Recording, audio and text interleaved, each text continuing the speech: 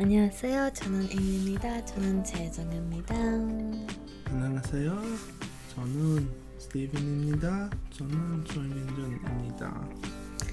And welcome to the first official video of my channel for 2020. So yes, once again I am so sorry that I hardly uploaded last year, and that this video is coming out at the later part of January instead of first week. Last year was again one hell of a year. Pretty much all of my time was preoccupied by looking after our toddler. Our software stuff also decided to be difficult and stop working for us. So that was also a reason why we didn't upload last year. This video is first video back for the year, which is a small look back at 2023. So we'll start with movies. So movies that we or I saw last year, not necessarily that came out last year. Firstly, with the Marvel Universe, we watched Ant-Man and Wasp: Quantumania. There's parts of it that were very frustrating. You don't like Ant-Man in general. No. And He's my least favourite in the Marvel Universe. I didn't really enjoy it much at all. It had its moments, but on a whole it was just not great. And don't get me wrong, it's not Paul Rudd. I love Paul Rudd. It's just that I've never been a fan of Ant-Man and Wasp movies. Like them in Endgame and Avengers and stuff, I loved, but I just don't think them frontlining a movie, in my opinion, I just don't really like. We also saw Love and Thunder, Yes, Thor: Love and Thunder. which was a lot better than Quantumania. It was better than Quantumania, but again, it wasn't my favourite. I still think it was the best one we saw for Marvel though. You see, I liked the other one better, which was Black Panther: Wakanda Forever. I enjoyed that movie slightly more. However, you see, Thor: Love and Thunder I enjoyed was that more. a little bit different, but also some of the same, because like it's a far off from the first movie. But since Ragnarok, which is my favorite, it followed along the lines of Ragnarok with Taika Waititi. It was very funny. Also with Love and Thunder, I think that they The bad guy? didn't utilize Christian Bale as much as they should have. I have to say that. I love Christian Bale. He's my favourite Batman. The bad guys in Quantumania and in Love and Thunder, I think Marvel could have made them last a couple movies, but they didn't. But anyways, Wakanda Forever, I did like My favourite on a part. whole, although there were parts that I was just a little bit like, that seems a bit weird. I mean, personally for me, the only thing I really enjoyed in Wakanda Forever was the The send-off yeah for the Chadwick. boats Bozeman. Yeah, that was the only thing I really enjoyed in Wakanda Forever was the start of the movie. For me, the rest of the movie was just average. We went to the movie theaters and we watched BTS Yet to Come. That was amazing. We went when our little one was only very young. It was our first date night after having our son. Got the front row, like, bed seating, and a massive popcorn, and that was amazing. It felt like we were, like, back at concerts. So I also watched Hamilton in its full entirety for the first time. It was amazing. I love Hamilton. I love musicals. Stephen has watched a little bit of the first act. So he came in just before Helpless, but then we stopped after the first act. We haven't watched the second act, and I don't plan on watching it. he liked what he saw, but he's not a huge stage musical fan unless he's, like, actually in the audience. Yeah. Then that is kind of a little bit different. I think it's because of the atmosphere. Yeah. I also watched Encanto for the first time, which is great. And I've rewatched Encanto so many times. And I will continue to rewatch it so many times. I've watched it once and that's enough. And then also Turning Red. I don't remember that. I'm pretty sure I watched that last year as well. I love that. That one's so pretty. It's such a beautiful movie. No, you haven't watched it because that's the one where I kept singing the song and you were just like, what is this? Never not on my mind, oh my, oh my. Yeah. I remember. I remember. Nasa. Turns into like a big red panda or something. Yeah.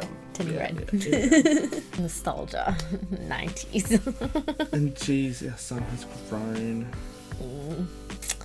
That's a lot of what happened last year. Right, we'll move into moments. So yes, our son has grown so quickly. So much. So quickly. Very much. He's a big boy. He's a tall boy. He's, running, trying to climb everything. He's amazing. He's amazing. He's such a good baby. And we got lucky. Yes, he's grown so much. He's got his own little personality, which is adorable. And he chases and terrorizes Lucy, our cat, but also plays with her and gives her little boops and on the nose and kisses and tries to hug her and share his toys with her as well. She plays with his toys because he plays with hers. Yeah, he plays with her toys. Sometimes he plays with her toys with her, which is adorable as well. Especially when he waves the wand around and she chases after it. Yeah. 언니, Sienna 언니. She came to visit us 3 times last year, which was amazingness. She did come here to see our son, her godson. Don't let her fool you. It wasn't to see us. It was kind of to see us, but it was mainly to see. Seeing us was the bonus. Yeah. We also went to see Stray Kids in concert, which was great. Again, that was when our son was very small, so it was extremely hard for that me was our second date, I think, to leave him at home with my parents. No, she's gonna wake him up. Oh. And here she is, the one, the only Lucy. Yes, the concert was great. The seats weren't great. The seats were terrible. We were there. It was alright. We also went to Western Australia, and when our son was very, very small. We went to Western Australia to see some family. meet some family as well, which was amazing. Stephen didn't have a great time there because he got sick. I got so sick to the point we made a phone appointment with a doctor while I was over there because I was that sick. He spent basically the whole time. I was pretty much in bed, asleep pretty much the whole time. Asleep. Which sucked because I was born in Perth, and so for me it's very much, I haven't been back there since I was like 8 months old. But I got to spend some time and meet some of Stephen's family. Me and my son also went to go and see some of my family who I haven't seen in years. That was also really fun and really good. Celebrity deaths, there was quite a lot, but again in this section we're only going to mention the ones that hit us the hardest or hit me the hardest. Also, just a side note, I have left out a number of the topics that are normally in this video because we really didn't watch a lot of new stuff or listen to a lot of new stuff last year because we still wanted to react to everything. There is going to be quite a lot of videos coming out. Matthew Perry unfortunately passed away last year.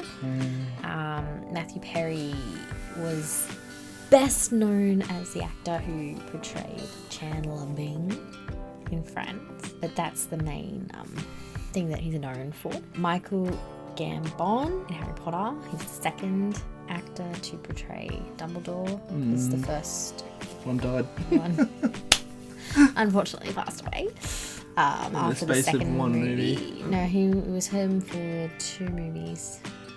See, I did not notice the difference at all. I really didn't. I noticed.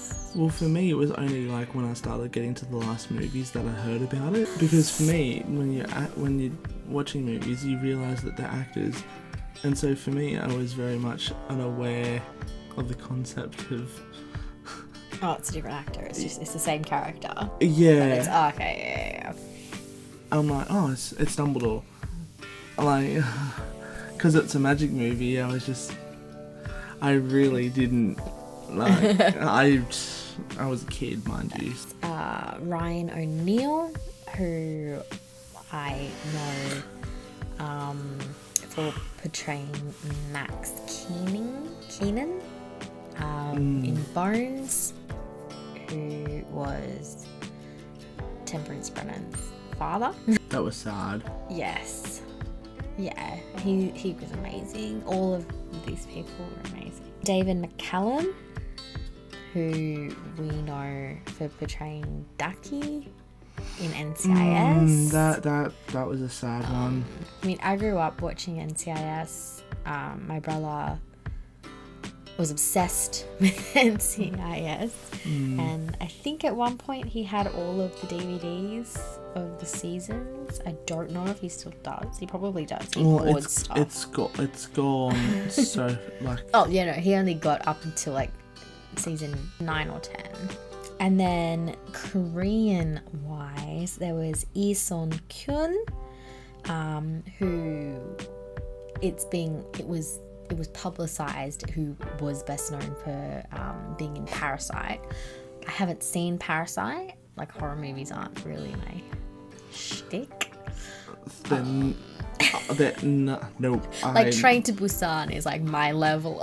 Yeah, that's about as much as I'd go as well. Anyways, I best know him from a lovely little drama called Coffee Prince, which I do kind of want to rewatch because it's very nostalgic. It was very like the old cliches of girl pretending to be boy. You can watch it, I'm good. Even though it stars Gong Yoo. If you told me we were rewatching Goblin, then it's a different thing. It's a different thing. He played the character of Choi Han Song, who was the cousin, friend, basically like the friend, second male lead. And then the one that hit both of us the hardest, and the entirety of the K-pop industry, Moonbin, who was an actor ever since he was a child. I first saw him in Boys Over Flowers and in the K-pop group Astro. Is my bias. And that was a complete shock to us, as it was basically to everyone. Didn't Sienna tell me? Yes. And then it broke me. Yes. Sienna told you and it broke you. And I remember that because Sienna was the one who told me about Chinese Jonghyun. And that absolutely destroyed me, because I woke up and she had sent me a text going like, oh my gosh, have you heard about Jonghyun? Moonbin, I was still heavily affected and still am, but I was more affected. It hit Steven a lot harder. And I also know a lot more about how much mentally draining it is to be in the K-pop industry, from many, many stories that have come out. And again, friends and other celebrities and people who I know and everything like that, hiding it and pushing it down, and it all comes out in certain ways. To wrap this up, I'm gonna do dramas. Try and end on a slightly happier note. So again, these are dramas that I've seen and dramas that we have seen. So which ones were your Thai ones? Because you can get those ones out of the way. Unfortunately, I've only watched 2 last year. A Beautiful Night. Unforgotten Night. Unforgotten Night. I tried to remember. Unforgotten Night, which is a mafia. Starts with a one-night stand, which... I think you told me that one would probably be the only one I'd watch out of the 2. Of these? Yeah. Oh, out of the 2 of these, there's no way in hell you would watch the second one. Yeah. But out of all the ones that I've seen, this wouldn't be the one that I would think that you would want to see. The 2 main actors are Yoon and Ton, and they are amazing. Their chemistry is amazing. The whole cast's chemistry is amazing. And it's really, really funny in a lot of places. The second one is one that I started watching the year before because it was a weekly one and I just couldn't wait for it to all come out and binge it, even though I wish I did, because I hate waiting week to week. But I'm so glad that I didn't wait, because there were so many spoilers all over the internet. And it would have annoyed the hell out of me. And that was Between Us, which stars Bun and Prem, Bun Prem, which is amazing. It's kind of like a second season to Until We Meet Again, which is beautiful, but they do change some of the storyline, which is annoying from the first one. Which is annoying. But still, I love it. And I love Bun Prem so much. And then non-Thai, but you didn't watch, was Bridgerton. I watched Bridgerton season 1 and 2, which was amazing. I love Bridgerton. And I can't wait for season 3 to come out this year. And along with that, I did also watch Queen Charlotte, and I did wait for all of those episodes to come out, and then I binged it. and it was great. And then ones we did watch together was Bones. We watched the entirety of that because I've seen it all years ago, a very long time ago, and so I'm like, oh yeah, that'd be a good thing to rewatch, because there was quite a few scenes where I'm like, I forgot that happened. Yeah. And it also, was your first time seeing most of it. Yeah, so because you'd gotten up to a certain point, and I think the last thing you remember watching was a certain character going into a certain hospital. Yeah, so that was the last thing that I remembered seeing. But again, I grew up watching it when it was on TV. So I hadn't watched every single episode up until that point. It was just like yeah, here or there. Yeah, So there was good. so much I hadn't seen. There were things that I knew, like I knew certain people got married. Bones, their main actors are Yes, and Emily Deschanel. So K-drama wise, we watched Alchemy of Souls 1 and 2. It's like one of the only K-dramas that has a season 2, and oh my god, which was amazing. Highly recommend to everyone to watch Alchemy of Souls 1 and 2. There were so many actors in there that I knew from different dramas. Main character in both season 1 and 2 was the character was Jung-uk, who was portrayed by the actor Lee Jae-wook. And in season 1, the other main character was the character of Mudok, who was portrayed by Jang Soo-min. And in season 2, it was the character of Naksu, and she was portrayed by the actor Go Yoon-jung. And it's amazing. We personally liked season 1 better. Oh yeah. That kind of goes with like the chemistry of the main characters, I think was a lot more palpable and better in season 1 than season 2. Season 2 was still there and really great, but season 1, I think it was also more, it was the building, so you saw the relationship and everything in the story completely unfold, and you were so into it. And then in season 2 it kind of turns it on its head a bit, and then you kind of disorienting. The last episode in season 1 was heart-wrenching. Oh yeah. And you were infuriated and also heartbroken. Yeah, and so understanding all that, you really do have to push through in the first couple of episodes in season 2 to get over the slump in the relationship between the two main characters. Once you get through the first couple of episodes in season 2, it then picks back up. As a whole, it was so enjoyable. It was amazing. Season 1 was more enjoyable out of the 2. No, the drama that I watched was called Manifest. Right, American Manifest. And I decided not to watch that. I watched a couple episodes. Yeah, but you weren't totally into it like I was. I binge watched the hell out of it. I really enjoyed watching Manifest. That was our little recap. But also we'll be doing some more videos on this one's channel, Heavy Metal Gaming Dragon, in one word. That is it for this video. I hope that you liked it. If you did, you know what to do. Kirby face. Annyeong.